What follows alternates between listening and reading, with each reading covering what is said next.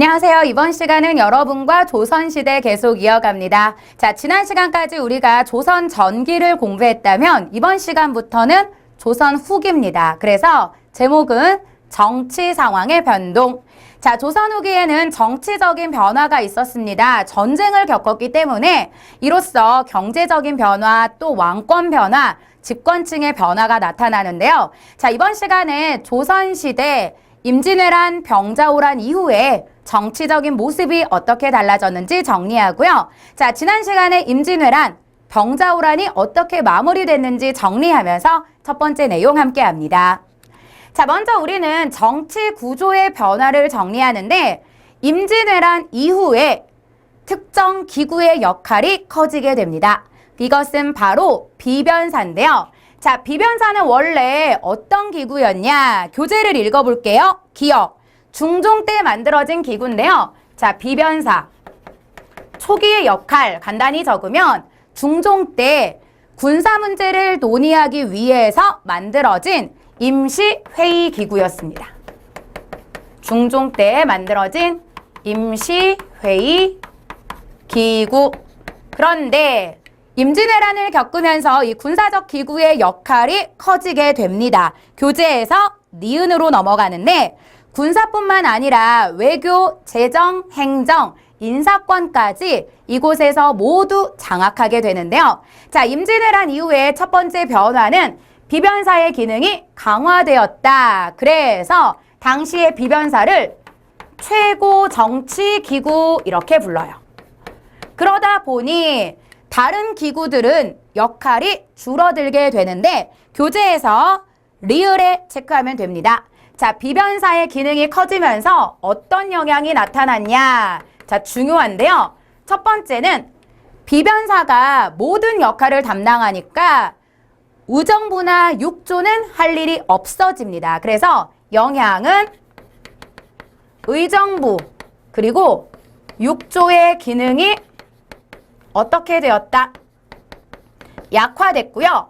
또 하나 이 비변사를 특정 붕당이 장악하게 됩니다. 바로 노론인데요. 그 과정에서 왕권도 어떻게 되냐? 약화됩니다. 그래서 첫 번째 변화는 바로 비변사의 기능이 강화되었다라는 것인데요. 자, 우리가 이 글을 보면 이런 표현이 있습니다. 세자빈 간태까지도 모두 비변사에서 담당한다.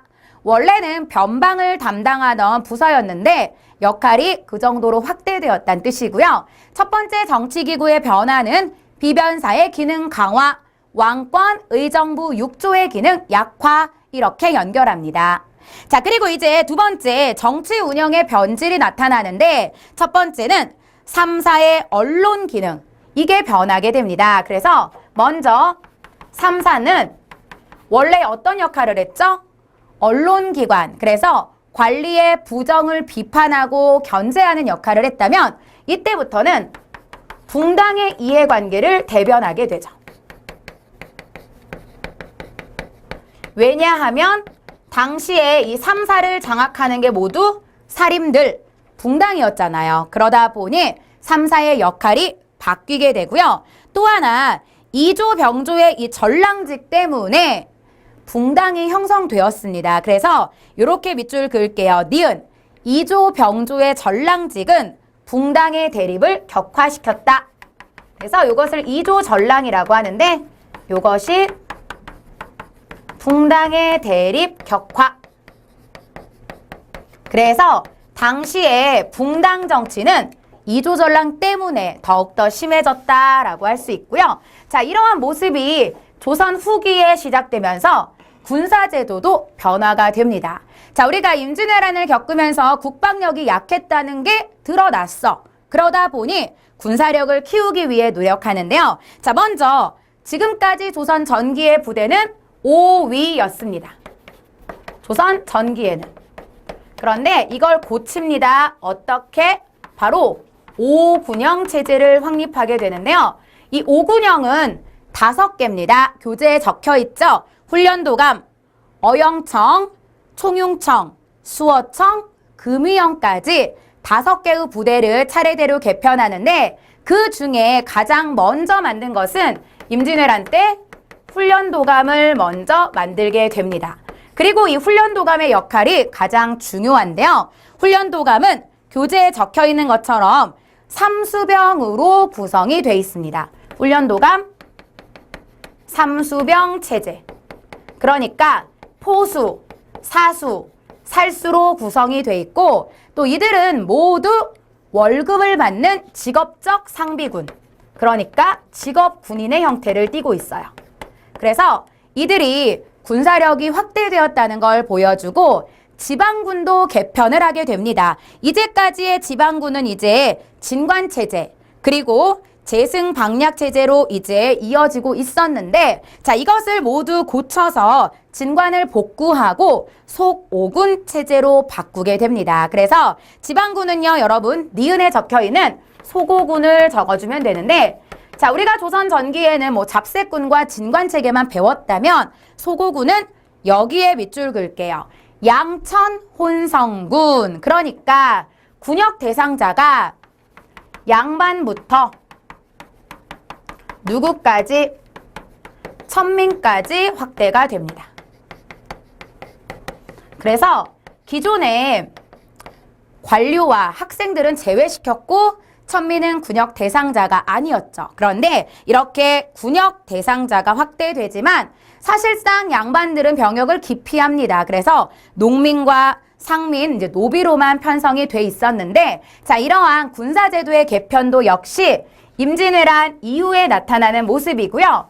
전쟁을 치르면서 국가 재정이 부족해집니다. 지난번에 얘기했죠? 토지가 황폐해지고 백성들의 생활이 어렵다. 그래서 왕들은 수치체제를 개편하게 되는데요. 인조와 광해군, 영조로 이어지는 조세제도의 개편 정리해 보도록 할게요.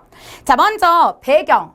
왜 수치제도를 변화시켰냐? 밑줄 2개 그을게요. 자, 농민들의 불만 해소와 사회 안정 때문입니다.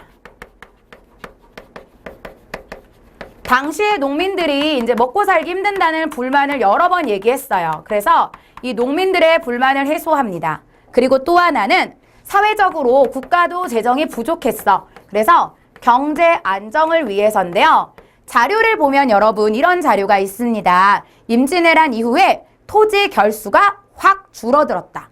토지가 황폐해졌으니까 당연히 농사지을 땅이 줄어들었다는 뜻인데요. 그래서 첫 번째, 인조는 전세제도를 개편하게 되고요. 전세제도의 개편은 무엇이냐? 바로 영정법입니다. 자, 이전에는 풍흉에 따라서 세금을 걷었습니다. 곡식, 그러니까 여기에서 말하는 전세는 토지세, 그러니까 공물을 내는 건데 자, 이 영정법이 실시되면서 풍흉에 따라서 세금을 내는 것이 아니라 풍흉에 관계없이 토지 한 결당 몇 두, 4두로 고정을 시킵니다. 그러다 보니 일정한 액을 세금으로 납부할 수 있게 되었는데요. 자, 이때 전세율은 낮아졌지만 대다수의 전호인들에게는 큰 도움은 되지 못합니다. 왜냐하면 나중에 이 전세 외에도 각종 명목으로 잡세들이 붙었기 때문인데요. 자, 일단 영정법, 토지 한 결당 4두로 고정했는데 무엇에 관계없이 바로 풍흉에 관계없이 이 말 하나 적어주면 되겠습니다. 자, 두 번째는 여러분 공납. 자, 공납은요. 밑줄 하나 그을게요. 토산물을 납부하는 것입니다. 옛날에는 세금의 종류가 3개였죠. 그래서 집집마다 토산물을 납부하는 제도가 있었는데 이때 무슨 문제가 생겼냐? 방납의 폐단이 나타납니다. 자, 방납은 집집마다 부과된 토산물을 우리가 다 사러 가지 못하니까 중간에서 관리들이 대신 납부하고 돈을 가로채는 것입니다. 그러니까 관리들의 부정 때문에 백성들의 삶이 더 어려워진 건데요. 이 방납의 폐단 때문에 농민들의 부담이 커졌고요. 이를 시정하기 위해서 무슨 법을 실시하냐? 대동법을 실시합니다. 누가? 광해군이. 자, 이 대동법은요. 지금까지 집집마다 부과되던 토산물 대신 토지 결수에 따라서 이게 중요합니다. 토지 결수에 따라서 옷감이나 쌀이나 동전을 납부하는 제도인데 자, 결과 중요하죠. 이 대동법이 실시되면서 농민의 부담은 줄어들었습니다. 하지만 대동법은 토지 결수에 따라 이 말이 들어갔기 때문에 누구의 불만이 커졌냐? 지주들의 불만이 커졌습니다. 그래서 지주들은 이것을 너무 부담스럽다.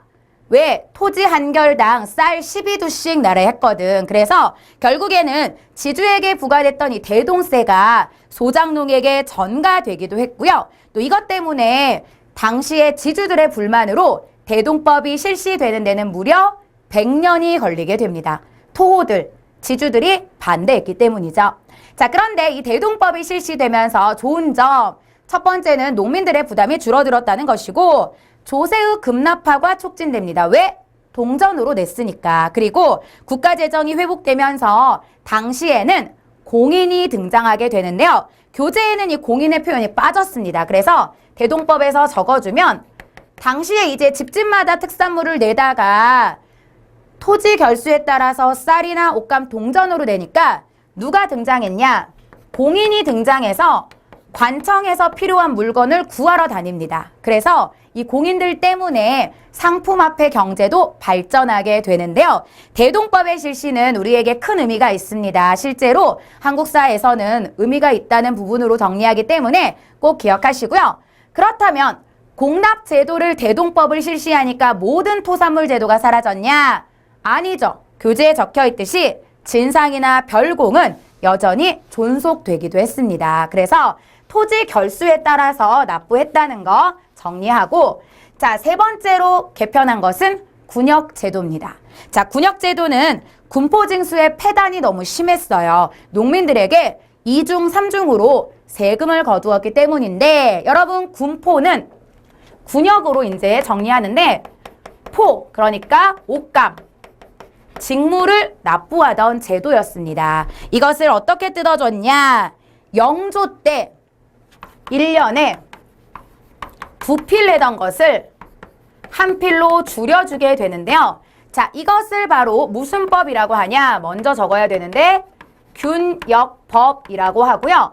이 균역법은 누가 영조 때 백성들의 부담을 줄이기 위해서 실시했던 것입니다.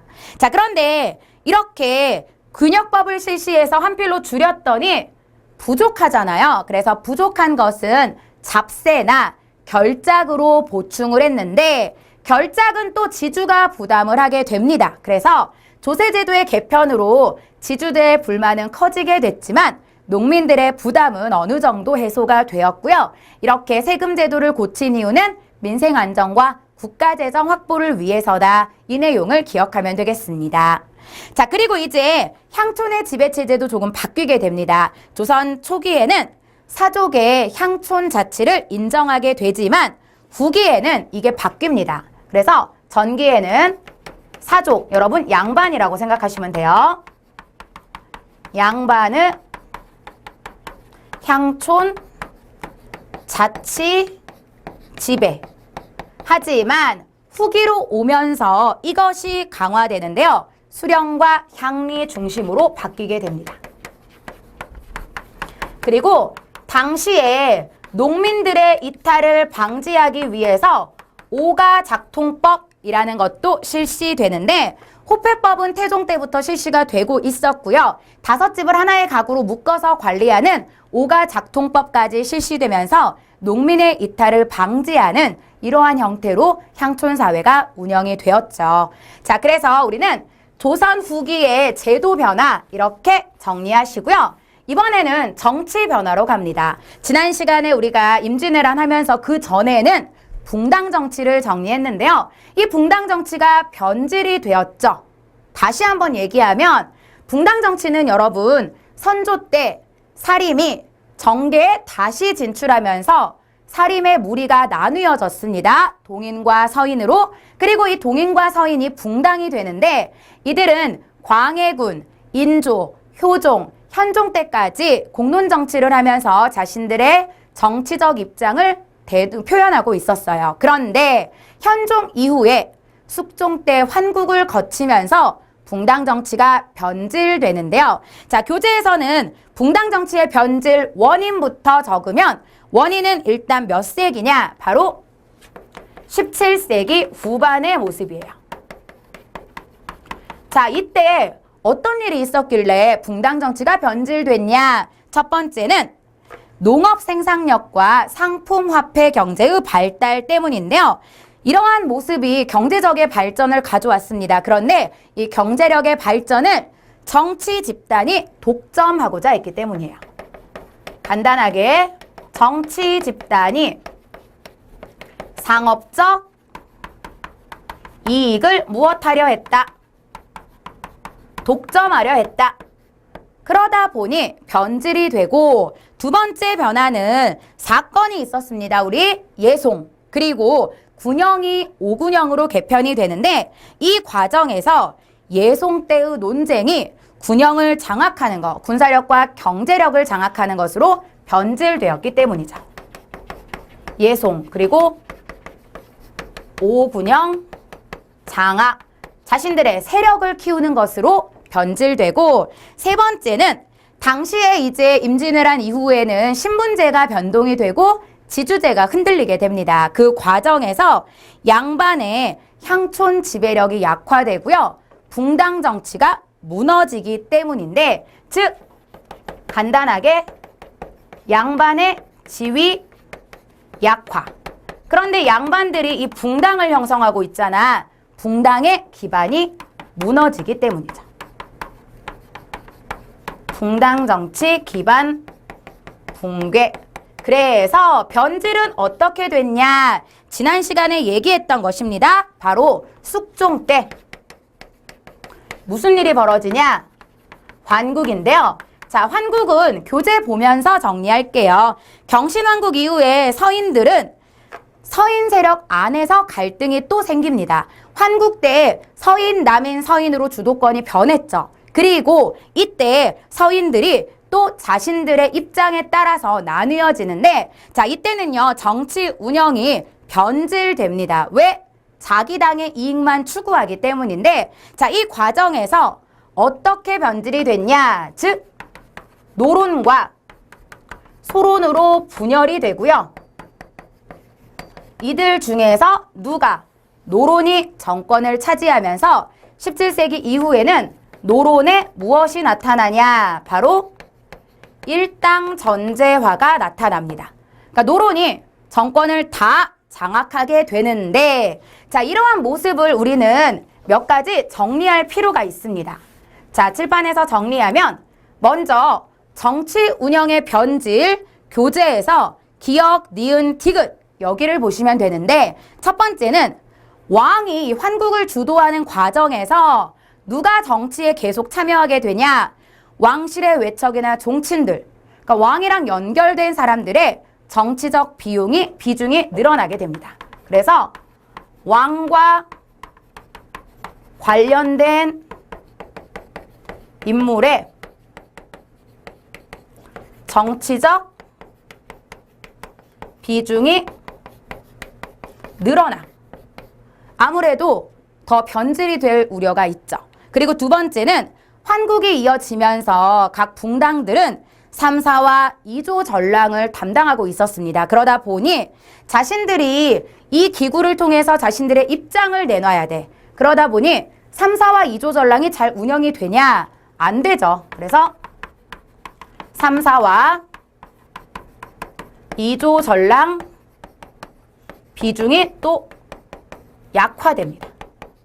그러니까 원래 본 기능을 못한다는 얘기. 그리고 세 번째는 고위 관리들이 정치력을 키우기 위해서 특정 기구를 장악하게 되는데 그 과정에서 비변사의 기능이 지나치게 커집니다.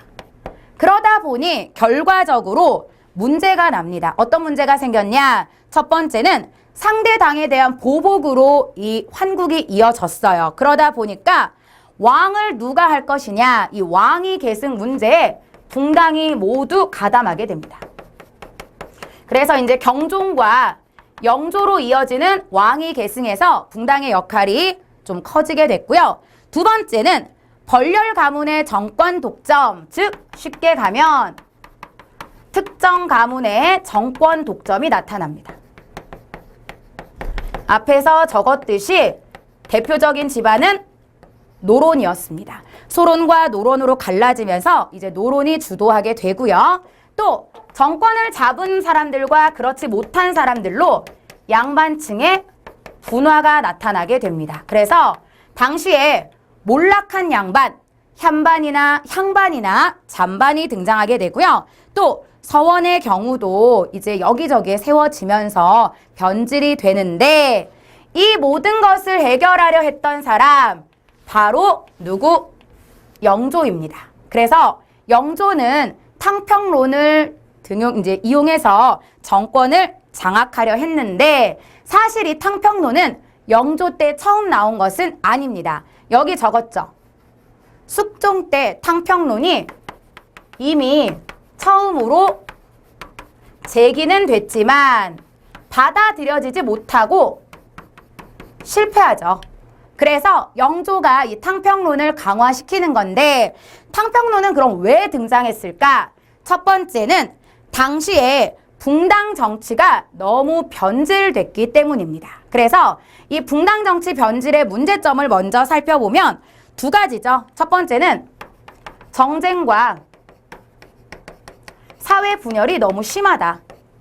정치적인 대립과 이게 사회 혼란만 가져오고 또 하나는 그 과정에서 누가 힘이 약해지냐? 바로 왕권이 약해졌다라는 건데 자, 이 탕평론은 이렇게 이어지게 됩니다. 현종 때 예송, 숙종 때 환국을 거치면서 왕권이 약해졌고요. 이때 숙종은 탕평론을 제기했지만 영조와 정조 때 탕평책을 시작하는데 우리는 여기에서 영조와 정조의 탕평책 어떻게 다른지 구분하셔야 됩니다. 먼저 영조의 탕평책을 살펴볼게요. 영조는 탕평책을 추진하면서 당시에 전국이 불안정하다는 사실을 인지하게 됩니다. 그래서 이인좌의 난을 통해서 영조의 정통을 부정하는 사건까지 벌어지는데 이 과정에서 영조는 전국을 수습하고 개혁 정치를 주도하게 됩니다. 어떻게? 번호를 달아서 세 가지로 정리합니다. 첫 번째는 자신의 세력이죠. 탕평파를 육성하게 됩니다. 그리고 두 번째는 자신이 봤을 때 이 붕당 정치는 서원에서 시작이 돼. 그 사림의 무리들이 서원에서 기반을 다졌죠. 그래서 서원을 정리. 그리고 당시에 후임자 추천권을 가지고 있던 이조 전랑의 권한을 약화시킵니다. 이조 전랑의 권한 약화. 그래서 탕평비를 세우는 등 다양한 노력을 하는데 이러한 탕평책은 영조의 민생안정책과도 연결이 됩니다. 이 영조의 치적이라고 한다면 여러분 영조의 이렇게 하나 고쳐서 쓰세요. 민생안정책. 그러니까 백성들의 생활을 안정시키는 노력으로 볼 수 있는데요. 첫 번째는 앞에서도 살펴봤던 건 영조는 균역법을 실시합니다. 그래서 백성들이 납부하던 세금 제도를 1년에 2필에서 1필로 줄여줬고 또 하나는 악행을 폐지하고요. 사형수에게 삼심제를 실시하게 됩니다. 악형 폐지. 그리고 이때부터 실시했어요. 삼심제. 사형수에게 3번의 기회를 주는 것. 삼심제 실시. 그리고 당시에 영조는 속대전을 편찬하는 등 서적 편찬을 위해 노력했는데 결국 영조는 탕평책을 통해서 붕당의 대립을 해소합니다. 어느 정도는. 하지만 이것은 일시적이었고요. 그 과정에서 누가 등장해? 노론이 권력을 독점하게 됩니다. 그래서 한계. 붕당의 대립, 일시적 억제. 그러니까 근본적인 것을 해결하진 못했다는 얘기죠. 그리고 다시 누구의 등장? 노론의 독점이 이어지는데 자, 이러한 영조의 탕평책을 이어서 아들 아닙니다. 아들은 이제 사도세자, 장원세자였고요. 손자 이산 정조가 등장하는데 우리는 여기에서 영조의 탕평책을 한번 살펴볼 필요가 있습니다. 영조는 성균관 앞에 탕평비를 세우기도 했는데요. 관리를 등용하는 부서, 그러니까 이조전랑이죠. 여기에 역할을 줄인다, 약화시킨다라는 이야기를 하기도 했고요. 뒤를 이어서 정조는 할아버지인 영조보다 더 적극적인 탕평책을 실시합니다. 더 강력하게 자기 아버지의 죽음을 알기 때문이죠. 그래서 첫 번째는 정치 세력을 개편하게 되는데 자, 영조도 붕당 정치를 해결하고 싶어서 유능한 인재들을 데려다가 정치를 시키고자 했습니다. 그래서 노론의 강경파를 몰아내고 탕평파를 육성하게 되는데 정조는 사도세자의 죽음을 갈등을 겪으면서 이 탕평책을 추진할 때 벽파를 물리치고 시파를 고루 등용합니다. 즉 당시에 이제 노론이 정권을 장악하게 되잖아요. 영조 이후에 이때부터는 쉽게 갈게요. 남인과 소론을 등용하게 됩니다. 원래 남인과 소론은 이제 정치적으로 등장하기가 어려운 상황인데 유능하다면 누구나 다 뽑아요. 그래서 소외됐던 남인과 소론을 데려오고 두 번째, 왕권을 강화하기 위해 노력합니다. 규장각을 육성한다. 규장각은 여러분 왕실의 도서관입니다. 그런데 당시의 규장각은 정조의 개혁 정치를 추진하는 기구의 역할을 하죠. 그래서 이곳에서 관리들이 정조의 개혁을 주도하게 되고요. 두 번째, 탕평론을 육성하게 됩니다. 자, 여러분 탕평론은요. 첫 번째 문장에 밑줄 그으시면 됩니다. 왕이 중심이 돼서 붕당 정치에서 나타난 문제점을 극복하는 것인데 쉽게 얘기하면 탕평론은 왕권을 강화하고 무엇의 대립을 해소한다는 뜻이죠. 붕당의 대립을 해소하려고 하는 겁니다. 하지만 정조의 탕평책도 정조 사후에는 세도 정치가 시작되면서 다시 노론이 등장하는 계기가 됐고요. 자, 장용영을 만들었습니다. 여러분 장용영은 오늘날로 얘기하면 뭐 보디가드 같은 거, 왕을 모시는, 왕을 지키는 국왕의 친위 부대인데요. 당시에 오군영 역시 노론이 장악하고 있었습니다. 그래서 자신의 친위 부대를 만들어서 이제 왕권을 뒷받침하는 군사적 기반을 마련했고요. 수원을 육성합니다. 여러분 수원 육성은 사실 수원을 키웠다 이런 표현보다 요걸 적어주세요. 화성을 축조했다. 그래서 정조의 이상 정치를 실현하고자 했습니다. 이곳은 붕당의 대립이 없었으면 해. 그래서 이 수원화성을 만들었는데 당시에 이 수원은 화성이 있는 이 수원이 그 경기도 화성하고 가깝습니다. 그러니까는 자기 아버지의 묘와도 가까운 곳이었기 때문에 이곳에 이제 수원화성을 건설하게 되고요. 또 수령의 권한을 강화하게 됩니다. 왜? 수령의 역할을 키웠다는 건 누구의 역할을 줄인다는 거냐? 지방 사림의 영향력을 줄인다는 거야. 그만큼 왕권과 관리의 역할을 키워줬고요. 또 비읍에 적을 것 두 가지인데요. 교재에서 이제 읽어주시면 됩니다. 서얼과 노비의 차별을 완화시킵니다. 그래서 당시에 여러분 서얼이라면 이제 첩의 자식이죠. 관직에 나오기가 힘들죠. 뭐 홍길동에서도 들어봤잖아요. 아버지를 아버지라 부르지 못해.